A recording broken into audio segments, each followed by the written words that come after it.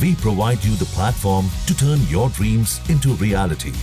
Give wings to your aspirations with KR Mangalam University.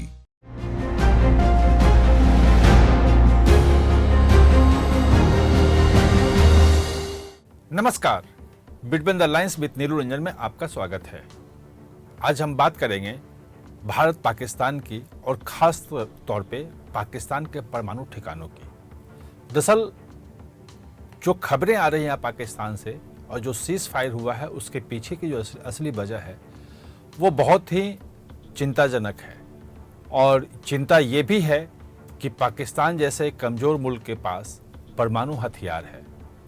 अभी तक जो कल की खबरें आ रही थी वो ये कि नूर खान एयरबेस पे चूँकि भारत ने हमला किया और वहीं पे न्यूक्लियर कमांड सेंटर जो है वो पाकिस्तान का था और पाकिस्तान उसे थर्रा उठा और वो लगा कि अब कहीं न्यूक्लियर कमांड सेंटर पे अगर भारत ने आक्रमण कर दिया तो सारे न्यूक्लियर उनके जो हथियार हैं वो धरे के धरे रह जाएंगे।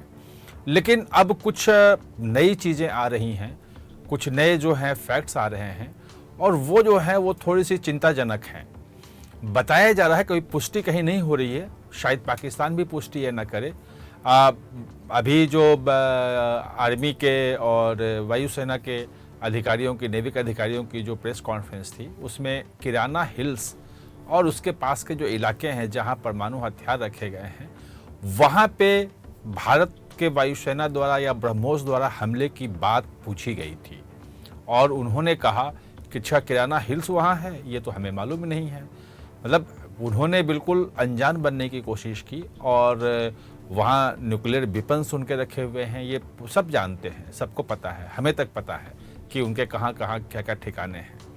तो क्या वहाँ पे जो हमला हुआ उससे कहीं कुछ न्यूक्लियर वेपन जो है, कहीं कोई न्यूक्लियर लीकेज की बात तो नहीं हो गई? और वो इसीलिए अभी मेन मीडिया में ये चीज़ें नहीं आ रही हैं, कहीं कोई पुष्टि नहीं हो रही है। लेकिन ये कहा जा रहा है कि अमेरिका से कोई रात में प्लेन आया था इस्लामाबाद में और वो जो प्लेन था, इक्विपमेंट उसमें थे, वो रेडियो जो एक्टिव मटेरियल्स हैं, जो विकिरण होता है परमाणु लीकेज से, उसकी खोज के लिए है, उसकी पहचान के लिए है कि वो है या नहीं है। सचमुच में कहीं कोई हथियार जो है पाकिस्तान का वो नष्ट तो नहीं हुआ, उससे कोई विकिरण तो नहीं हो रहा है, ये जांच के लिए है। ये अगर है तो चिंताजनक है। दूसरी बात यह आई कि कल रात में मिस्र से बोरोन से भरा हुआ भी एक जहाज़ वहाँ उतरा है। मिस्र में जो नील नदी है वहाँ पे बोरोन काफ़ी होता है और रेडियो एक्टिव मटेरियल्स जो होते हैं, जो विकिरण होता है परमाणु हथियारों से, उसको कंटेन करने के लिए, उसको रोकने में उसका बड़ा इस्तेमाल होता है, उसी का इस्तेमाल किया जाता है जिससे उसका विकिरण फैलने से रुकता है। ये चीज़ें जो हैं वो ऐसे आ रही हैं और जो ख़तरनाक है और ये टाइमलाइन बताता है कि क्यों पाकिस्तान जो है वो गिड़गिड़ाया और सीज़ फायर में के लिए क्यों अमेरिका को बीच में कूदना पड़ा। क्योंकि अगर न्यूक्लियर फैसिलिटी पे, उसके आसपास भी हमला होता है तो चीज़ें खतरनाक हो सकती हैं। न्यूक्लियर जो है विकिरण जो है वो बहुत ही खतरनाक होता है और आम जनता पे क्या इम्पैक्ट होगा, क्या होगा, वो अभी कहना मुश्किल है। वैसे इस ढंग की अभी खबरें आई नहीं है, यह भी संतोषजनक बात है। लेकिन इतना तो तय है कि कहीं ना कहीं से उसके न्यूक्लियर जो ठिकाने हैं वो भारत के जो मिसाइल हैं उसके जद में आ गए थे। वहाँ तक भारत की मिसाइल ज़रूर पहुँची थी, क्योंकि 2 दिन 3 दिन पहले तक जो डोनाल्ड ट्रंप कह रहे थे, अमेरिकी राष्ट्रपति, कि इन दोनों के बीच में 1000 साल की लड़ाई है और हम उस पर देख रहे हैं। जेडी वेंस जो उपराष्ट्रपति हैं वो भी कह रहे थे कि भाई पूरी लड़ाई जो है वो पूरे एरिया में ना फैल जाए, इस पे नज़र है, हमारी चिंता है। लेकिन एक संकेत था कि भारत जो है लिमिटेड लड़ाई करते रहे तो कोई चिंता की बात नहीं, हम इंटरफेयर नहीं करेंगे। जो अमेरिका के तमाम लोगों के आप देखेंगे, उनका जो जितने भी बड़े नेता हैं, जो वहाँ पे रक्षा मंत्री हैं, विदेश मंत्री हैं, जो उपराष्ट्रपति हैं, राष्ट्रपति हैं, सबके बयान अगर आप देखेंगे पिछले 4-5 दिनों में, जब से ये शुरू हुआ था, तो उसमें एक चिंता उनको नहीं थी, उनको था कि लिमिटेड होगा और भारत को लगभग खुली छूट है कि जो आतंकवादी हैं उन पे खिलाफ कार्रवाई करने के लिए भारत को अधिकार है, और भारत ने वो किया भी। लेकिन अचानक सुबह 8 बजे लगभग ब्रह्मोस जो है चला और नूर एयरबेस पे वो गिरा और वहाँ लगभग 20 फीट गड्ढा हुआ। वहाँ पे न्यूक्लियर कमांड सेंटर भी है, वहाँ पे पूरा जो एविएशन का जो पूरा सेंटर है, उसको हार्ट कहें, दिल कहें, मेन जो संचालन होता है, ड्रोन जो पाकिस्तान छोड़ रहा था, जो उसके हवाई जहाज उड़ रहे थे, जो पूरा कंट्रोल सिस्टम है वहाँ एयरफोर्स का, वो वहीं पे है और न्यूक्लियर कमांड सेंटर भी है। वो जो 8 बजे वहाँ पे हमला हुआ, ब्रह्मोस से हुआ, कहा यही जा रहा है, ऑफिशियली भी नहीं आया है, लेकिन ये तय है कि ब्रह्मोस से ही हमला हुआ था, जिसको उसने पाकिस्तान का कोई भी एयर डिफेंस सिस्टम पकड़ नहीं पाया और वहाँ जाकर के बहुत तबाही मचाई ब्रह्मोस ने। और उसके बाद आप देखेंगे कि वो पाकिस्तान जो है लगातार वो भागा। न्यूयॉर्क टाइम्स में भी खबर आई है कि उसी के बाद पाकिस्तान अमेरिका की तरफ गया और वहाँ से गुहार लगाई कि ये तो हमारा न्यूक्लियर जो है वो सारे आर्सेनल खतरे में हैं और भारत ने कर दिया है, अब ये तो बहुत चिंता की बात हो गई है। और पाकिस्तान को समझ में नहीं आया कि अब हम करें तो क्या करें। भारत के सामने झुक नहीं सकता है, वो कैसे करे, किस रूप में झुके, सीधे सीधे कह नहीं सकता है। तब फिर अमेरिका में डोनाल्ड ट्रंप भी सक्रिय हुए, जेडी वेंस सक्रिय हुए, रूबियो सक्रिय हुए और सब लोगों ने यहाँ सब लोगों से बातचीत की और आनंद फानंद में फिर कहा गया कि भाई आप आपस में बातचीत करो, क्योंकि सिर्फ अमेरिका के कहने से तो होगा नहीं सीज फायर तो दोनों के बीच में होना है। फिर जाके वो 12 साढ़े 12 बजे कहते हैं कि 10 बजे का आया था, अभी कन्फर्मेशन नहीं है, लेकिन 12 बजे तो पक्का फ़ोन आया था। दो DGMO जो हैं पाकिस्तान के, उन्होंने फ़ोन किया कि हम सीज़ फायर चाहते हैं, बात करना चाहते हैं। उस वक्त ये उपलब्ध नहीं थे, हमारे DGMO कहीं बैठक में चल गए थे। तो फिर 3 बजे के आसपास उनकी बातचीत हुई और 5 बजे, आप जानते हैं कि 5 बजे के करीब डोनाल्ड ट्रंप का आ गया, अमेरिका के जो हैं प्रधानमंत्री का आ गया, वो बाकी सब ट्वीट आने लगा और भारत के विदेश मंत्री ने भी बाद में 6 बजे के आसपास स्वीकार कर लिया कि हाँ सचमुच में सीज़ फायर हुआ है।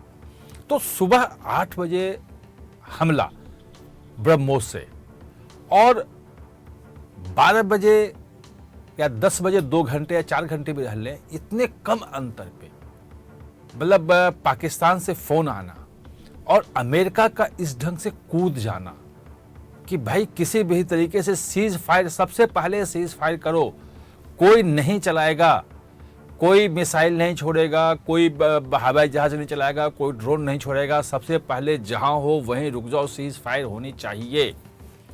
जो पाकिस्तान एक दिन पहले तक कह रहा था कि हम कड़ा जवाब देंगे और हमारे आतंकियों को मारा है, अब हमारे यहाँ किया है, हम करेंगे तो करेंगे। और भारत, देखिए, भारत का शुरू से रहा है और आज भी जो हमारे तीनों सेनाओं के जो थे अधिकारी, उन्होंने बिल्कुल कहा कि हम भारत का जो था ऑपरेशन सिर्फ और सिर्फ आतंकियों, उनके आकाओं, उनके अड्डों तक सीमित था। पहले दिन जब ऑपरेशन हुआ 9 जगहों पे जो आतंकियों के मुख्यालय हैं, सब जानता है कि बहावलपुर में जैश मोहम्मद का हेडक्वार्टर है, मुरुद के में लश्कर तैयबा का हेडक्वार्टर है, मुजफ्फराबाद में जो है वो हिजबुल मुजाहिदीन का मुख्यालय है और कहाँ कहाँ उनके ट्रेनिंग कैंप हैं, वो सब जगह हम 9 जगह हमला किया। और भारत ने कहा कि हमने जो पहलगांव का है उसका बदला लिया है, हमने घुस के उनको मारा है, जिन लोगों ने जो उसके आके हैं वहाँ उनको हमने मिट्टी मिला दिया है। अगर इसके बाद पाकिस्तान कुछ करेगा तो हम जवाब देंगे और नहीं तो नहीं देंगे। आपने देखा कि शाम को रात में फिर वो लगभग 350-400 ड्रोन से भेजा। खैर वो उसके इंटेलिजेंस गैदरिंग के लिए वो ज़्यादातर था, उसमें पेलोड्स उस ढंग से नहीं थे, हथियार क्यों गिराया जाए, बम नहीं थे लगे हुए। लेकिन उसके जवाब में भारत ने जो कुछ यहाँ से वो कहते हैं कि हारूप, एक वो मिसाइल भी नहीं है, ड्रोन भी नहीं है, बीच की एक चीज़ है जो अनमैन्ड व्हीकल अपने आप जाके लगता है। तो उससे भारत ने उसका जवाब दिया कि भाई अगर तुम हम करोगे तो हम भी आपको सामने करेंगे। और पाकिस्तान ने पूरे अवंतीपुरा, श्रीनगर से लेके भुज तक किया था, आपको ध्यान होगा वो। उसके बाद भारत ने भेजा जिसमें लाहौर का जो एयरबेस सिस्टम था वो नष्ट हो गया, रावलपिंडी के स्टेडियम में जाके वो गिरा, वही रावलपिंडी जहाँ पे ब्रह्मोस गिरा, जिसके बाद अफरा तफरी मची और हुआ, तो वहाँ स्टेडियम तक वो जाके गिरा था। और रात में फिर आपने देखा कि पेलोड के साथ पाकिस्तान ने फिर हमला कर दिया और उसके तमाम जितने भी जहाज़ थे, जितने मिसाइल थे, जो भी ड्रोन भेजे, सबको इंडियन एयर डिफेंस सिस्टम ने रोक दिया, सीमा पर ही ख़त्म कर दिया। हमारे किसी भी एयरबेस को कहीं भी कोई नुकसान नहीं हुआ। एक दो जगह जो टुकड़े हैं वो रिहायशी इलाकों में गिरे, तो वो उसको थोड़ा जो नुकसान होना था वो हुआ। बाकी आप जो है वो जो डिफ्यूज करने पे उसको मार गिराते हैं तो उसके टुकड़े जगह जगह खेतों में इधर पड़े हुए आपको मिले। तो ये सिचुएशन थी। उसके बाद अचानक अगले दिन सुबह जब मिसाइल ब्रह्मोस छोड़ा जाता है, उसके बाद आप देखें कि पाकिस्तान 3-4 घंटे के अंदर न सिर्फ बातचीत के लिए, सीज फायर के लिए गिराता हुआ आता है, बल्कि अमेरिका को शामिल करता है और शाम को सीज फायर हो जाता है। तो इसके पीछे के पीछे पूरी जो कहानी है वो कहानी यही है कि पाकिस्तान के परमाणु जो ठिकाने हैं वो भारतीय ब्रह्मोस के जद में आ गए थे।